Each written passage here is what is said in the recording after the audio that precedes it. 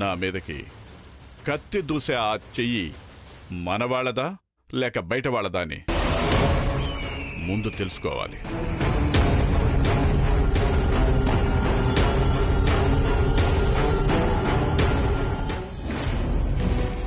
శివని, ఏమైంది? నేను అతని జ్ఞాపక శక్తిని తుడిచేశాను. జరిగిందేది అతనికి గుర్తులేదు. మనకి నాగమణి గురించి తెలిసేంత వరకు అతనికి ఏమీ కాకూడదు. వీరాసూరా, మీరిక మీదట ఈ హాస్పిటల్ దగ్గరే తిరుగుతూ ఉండండి. మీ మీద ఎవరికి అనుమానం రాకుండా చూసుకోండి. నీలి, నువ్విక్కడే ఉద్యోగంలో జాయిన్ అవ్వు. అతన్ని కలవడానికి ఎవరెవరు వస్తున్నారు, అతను ఎవరితో ఏం మాట్లాడుతున్నాడో అన్నీ తెలుసుకోండి. సరే శివాని, అలాగే చేస్తాను. జాగ్రత్తగా ఉండండి. ఇప్పుడు జరిగినట్టు మళ్ళీ ఎప్పుడు జరగకూడదు, ఓకేనా?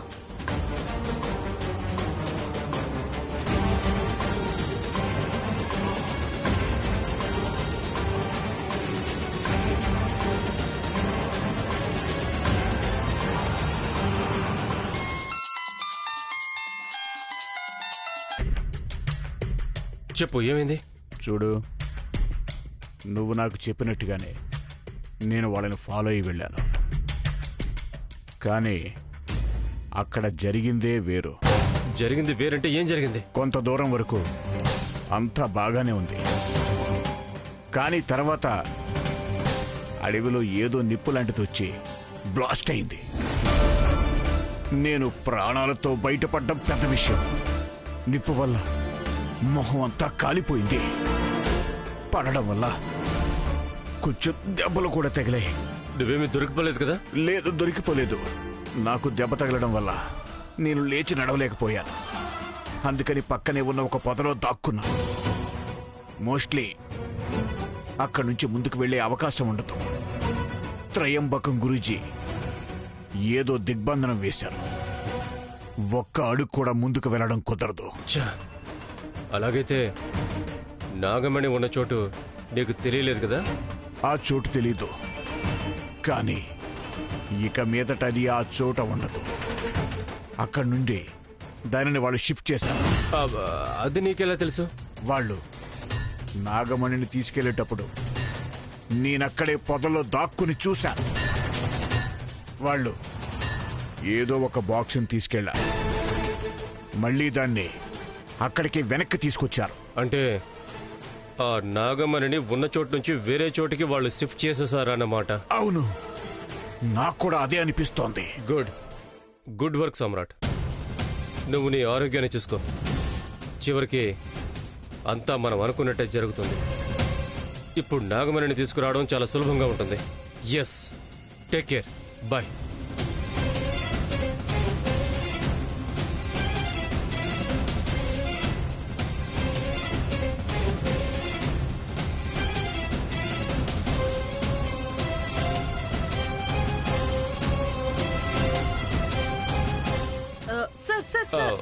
ఏంటమ్మా? సార్, మనం గుళ్ళో మీట్ అయ్యాం కదా, ఉద్యోగం ఇస్తానని చెప్పారు కదా. సారీ, ఇప్పుడు నాకు ముఖ్యమైన పని ఉంది, నేను వెళ్తున్నా. సార్, ఉద్యోగం.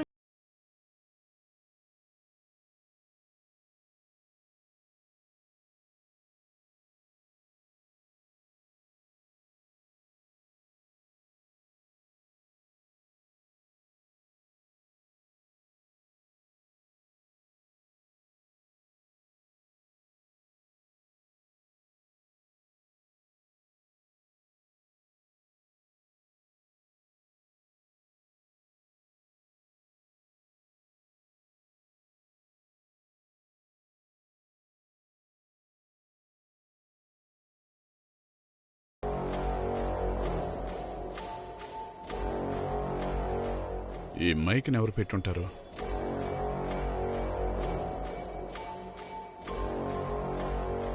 వీడు పెట్టుంటాడా? ఛాన్సే లేదు. వీడికంత ధైర్యం ఎక్కడిది? డాడ్,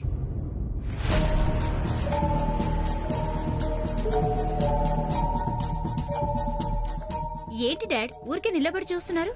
టైర్డ్ అయ్యారా? అలాంటిదేం లేదమ్మా, నీకు ఒకటి చూపించాలి. ఇదేంటో నీకు తెలుసా? ఏంటి డాడీ ఇది? ఖచ్చితంగా ఇదేంటో నీకు తెలీదా? తెలీదు డాడ్. ఏంటిది? ఏంటండి ఇది? ఏంటి విషయం? టెక్నాలజీ ఎంత డెవలప్ అయిందో చూడు. ఇది ఒక మైక్. మనం ఇక్కడ కూర్చొని మాట్లాడేది ఎక్కడో కూర్చొని కూడా వినొచ్చు. మైకా? అరే నేను మా అక్క చిన్నగా ఉన్నప్పుడు పెద్ద పెద్ద ఫోన్లు ట్రంకాల గురించి విన్నాం, కానీ ఇంత చిన్నదా? యాక్చువల్లీ డాడ్, నాకిప్పుడు గుర్తొస్తుంది. సరిగ్గా ఇలాంటి ఒక డివైస్ని నేను ఒక స్పై మూవీలో చూశాను. ఇలా ఇవ్వు.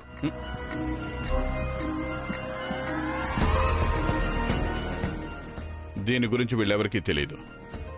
నేనే అనవసరంగా కంగారు పడ్డాను.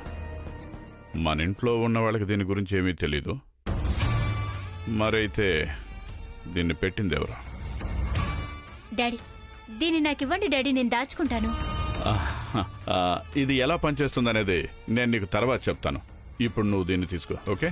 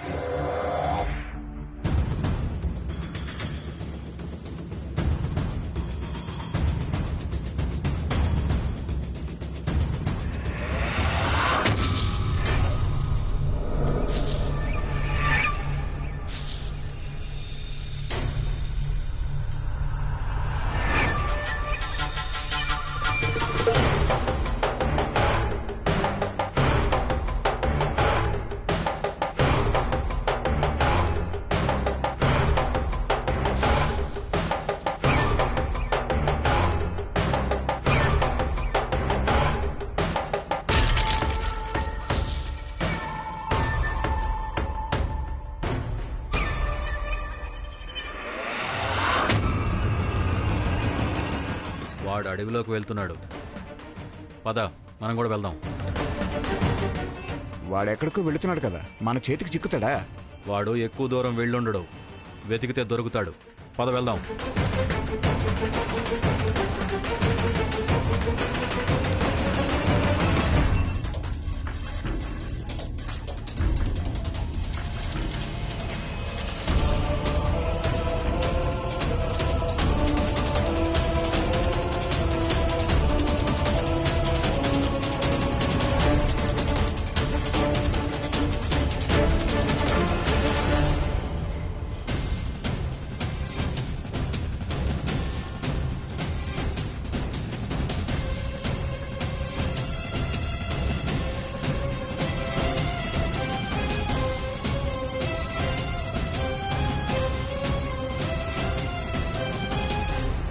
ఆ సాంబశివ హాస్పిటల్ నుండి ఎక్కడికో వెళ్ళాడు, కానీ ఎక్కడికి వెళ్ళాడో అది నాకు కూడా తెలీదు. వీరాసూర అతన్ని వెంబడిస్తూ వెళ్లారు. చూద్దాం. అంటే వాళ్ళిద్దరూ తిరిగొచ్చేంత వరకు మనకే విషయమూ తెలియదు, అంతేనా? అవును శివాని, వాళ్ళిద్దరూ వచ్చేంత వరకు మనం వెయిట్ చేయాల్సిందే, వేరే దారి లేదు. ఒకవేళ అతను నాగమణి ఉన్న చోటికి వెళ్ళాడంటే అప్పుడు వీరాసూరాకి ఎటువంటి సమస్య ఉండదు కదా? లేదు లేదు, వాళ్ళిద్దరూ చాలా జాగ్రత్తగా ఉంటారు, ఏ సమస్య రాదు. కానీ అతను ఎవరిని కలుస్తున్నాడు అనేది మనకి తెలిస్తే కూడా సరిపోతుంది నీలి. నాగమణిని ఎత్తికెళ్లిన వాళ్ళకి అతనికి సంబంధం ఉంది, అందుకని అతను చాలా జాగ్రత్తగా ఉంటాడు. వీళ్ళిద్దరూ అతన్ని వెంబడిస్తూ వెళ్లారు.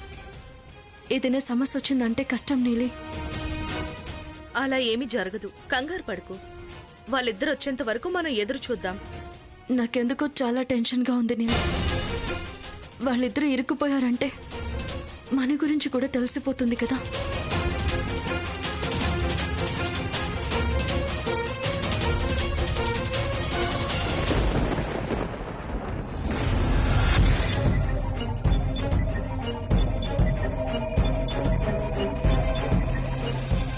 నమస్కారం గురూజీ. ఏంటి ఇలా వచ్చావు? ఏం లేదు గురూజీ, మిమ్మల్ని చూసి వెళ్దామని వచ్చాను. మిమ్మల్ని కలిసి వెళ్తే నాకు కొంచెం ప్రశాంతంగా ఉంటుంది గురూజీ. ఏంటో లైఫ్లో ఏదీ సరిగ్గా లేదు, మనసుకి ప్రశాంతత లేదు, ఏదో ఒక సమస్య వస్తూనే ఉంది. ఎందుకంటే దిగ్విజయ్ చేస్తున్న పనులు నా మనసుకి చాలా కష్టాన్ని కలిగిస్తున్నాయి గురూజీ. ఏం చేయాలి? నా స్నేహితుడే నన్ను మోసం చేస్తాడని నేను కలలో కూడా ఊహించలేదు. అంతా నా తలరాత అనుకుని అనుభవించడమే. ఇదంతా మీతో చెప్పుకుంటే నా మనసుకి కాస్త ప్రశాంతంగా అనిపిస్తుంది గురూజీ. ఏం జరిగింది? గురూజీ, ఇప్పుడున్న ఈ సమస్యలన్నిటికీ మీరే ఒక పరిష్కారాన్ని చూపిస్తారని నమ్మి నేను మీ దగ్గరికి వచ్చాను. ఏయ్! నాకే అబద్ధాలు చెప్తున్నావా? నాకు దిగ్విజయ్కి మధ్య నిప్పు పెట్టాలని చూస్తున్నావా? నిన్ను ఇక్కడే కాల్చి బూడిదే చేస్తాను. గురూజీ, నేను చెప్పేది వినండి. అబద్ధం చెప్పకో. గురూజీ,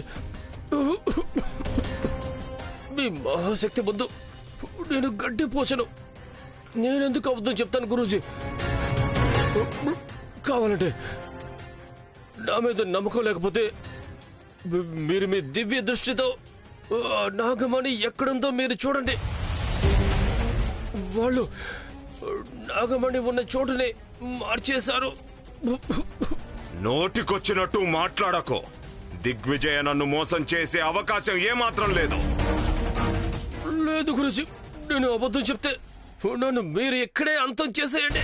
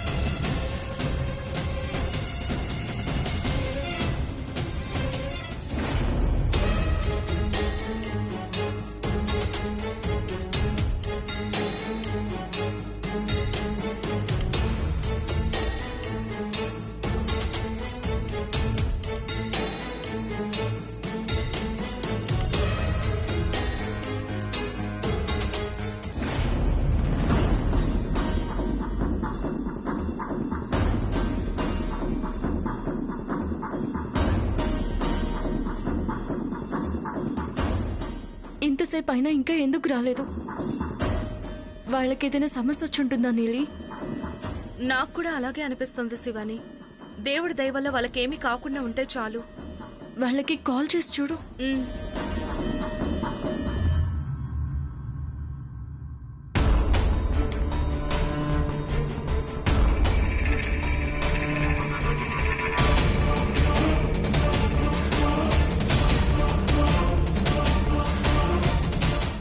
నాట్ రీచబుల్ అని వస్తుంది. తప్పు చేసాం నీలి. మనం వాళ్ళని పంపించడానికంటే ముందే ఆలోచించి ఉండాల్సిందే. వాళ్ళు ఎక్కడికి వెళ్లారో తెలిస్తే మనం కూడా అక్కడికి చేరుకోవచ్చు. అదే తెలియడం లేదు కదా.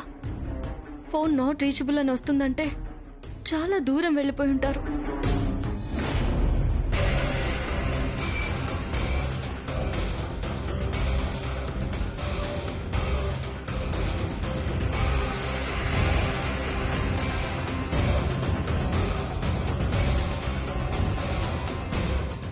ఏదైనా అడవిలోకి వెళ్ళుంటారా?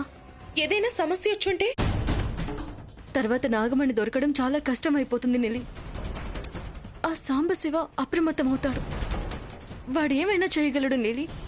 నాగలోకానికి చెందిన వాళ్ళు తనని ఫాలో అవుతున్నారు అనే విషయం ఎట్టి పరిస్థితుల్లోనూ వాడికి తెలియకూడదు. ఒకవేళ తెలిసిపోయింది అంటే మనం వెళ్లే దారి ఇంకా కష్టమైపోతుంది. మన వీరాసూర తిరిగి వచ్చేస్తే అంతే చాలు నీలి.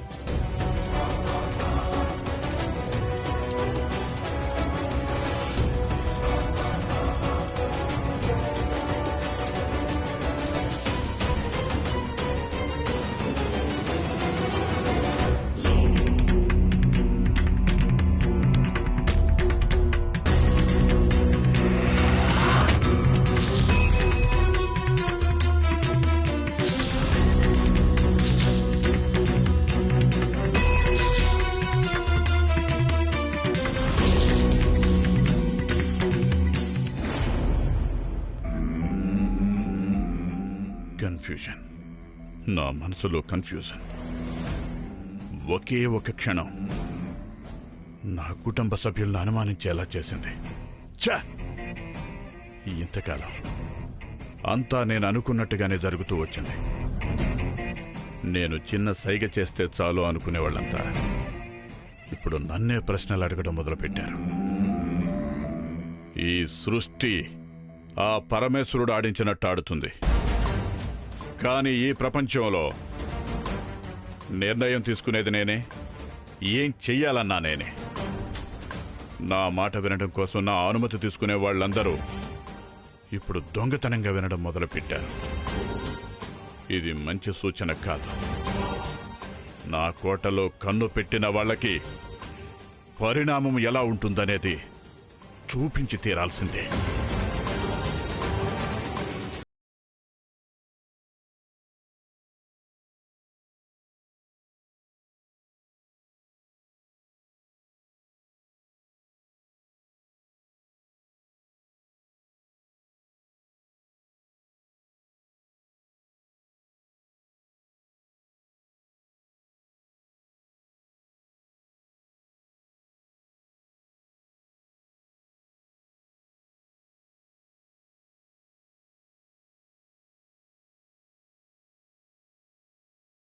అయ్యగారు, ఓ ఓ ఏమైంది నందిషా? ఏమైంది అయ్యగారు? అంతలా ఆలోచిస్తున్నారు? దాని గురించి వదిలే, వచ్చిన పన్నట్టు చెప్పు. అదేం లేదు అయ్యగారు, సామ్రాట్ కాల్ లిస్ట్ తీసుకొచ్చాను.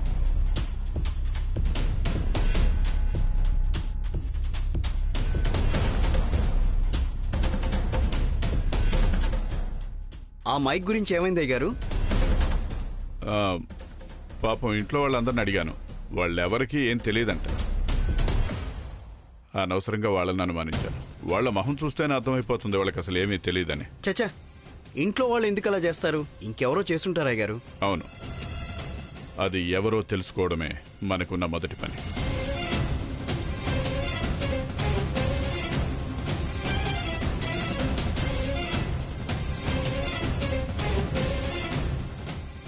కాల్ లిస్టును చూస్తే సామ్రాట్ అందరితోనూ మాట్లాడాడు, ఒకే ఒకరితో తప్ప. అది ఎవరయ్యగారు? సాంబశివ, డాక్టర్ సాంబశివ.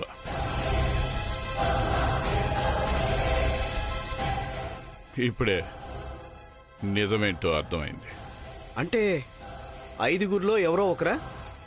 సాంబశివ కాదు కదా?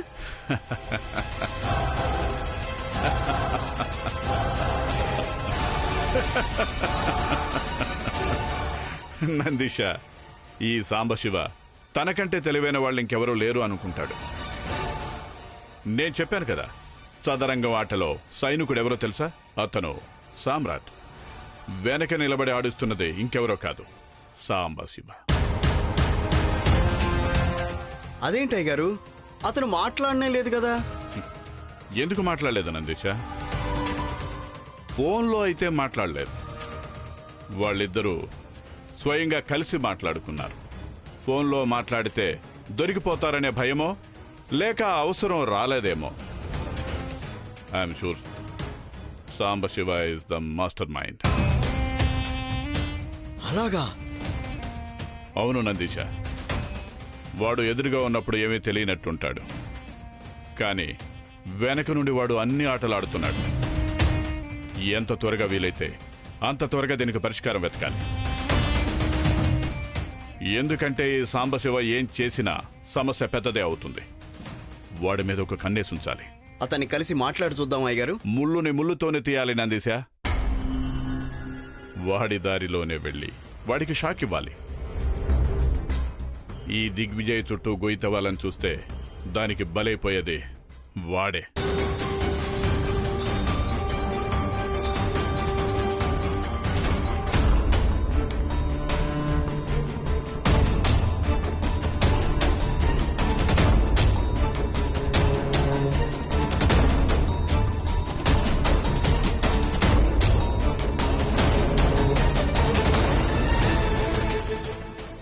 లేదు, నాగమణి అక్కడ లేదు.